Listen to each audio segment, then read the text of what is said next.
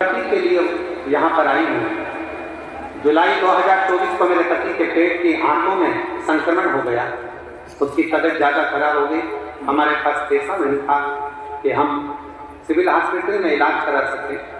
संक्रमण आंतों में इतना फैल गया कि उसके मुख से और टॉयलेट की जगह से, लेट की जगह से ब्लड आने लगा। मुख में से लगातार खून बहना चालू हुआ और यूरिन और लेटरिन में से भी ब्लड जाना प्रारंभ हुआ। डॉक्टर को दिखाने के लिए हम आगरा चले गए, फिरोजाबाद दिखाया, आगरा दिखाया, लखनऊ दिखाया, जयपुर भी हम उसको लेकर चले गए। आखिरी में डॉक्टरों ने उनको झेला नहीं और कह दिया कि अंदर इतना संक्रमण फैल गया है, कुछ गांठें शरीर के अंदर हो गई हैं, आप इनको दिल्ली के एम्स हॉस्पिटल ले जाओ। हम दिल्ली के एम्स हॉस्पिटल में ले जाकर दिखाए।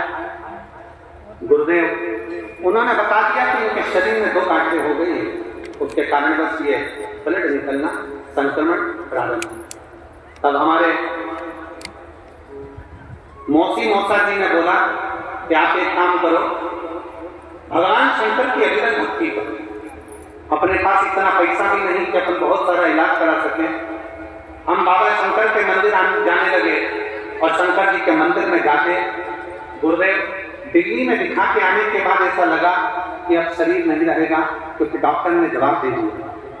हम वापिस आ गए फिरोजाबाद और शिव जी को 1 लोटा जल चढ़ाना प्रारंभ कर दिया। जल चढ़ाते चढ़ाते 1 महीना बीता। आप अपनी कथा में कहते हो कि शंकर पर चढ़ी हुई बेलपत्र खाइए, शिव जी का चढ़ा हुआ जल पीजिए और बाद में डॉक्टर को जाकर जांच कराइए। गुरुदेव हमको क्या मालूम था कि दुख तो हमारा पीछा ही नहीं छोड़ रहा।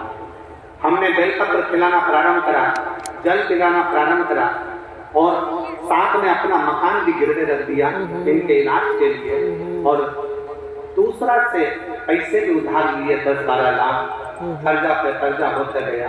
पर ठीक नहीं हो रहा। आखिरी में करा क्या, 1 महीने तक हमने बेलपत्र खिलाई, जल पिलाया, तब और जम के इनको एकदम उल्टी हुई। उल्टी होते से हम इनको लेकर फिर दिल्ली भागे और दिल्ली में जब जांच करी तो जांच में आया कि इनके पेट में जो आंत के अंदर गठाने हो गई थी, वो गठाने पूरी की पूरी खत्म होकर उल्टी के माध्यम से बाहर निकल गई। हम डॉक्टर हमसे कहने लगे, हमें समझ में नहीं आया।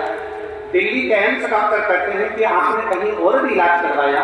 तो हमने डॉक्टर से कहा नहीं, हम 1 बजे कथा आती है आस्था चैनल पर, वो सुनते हैं और शंकर का चढ़ा हुआ जल, शिव का चढ़ा हुआ जल हम देते हैं। बस हमको नहीं मालूम कि भोले बाबा ने इनको कैसे बचा लिया और हम शिव जी को प्रणाम करेंगे।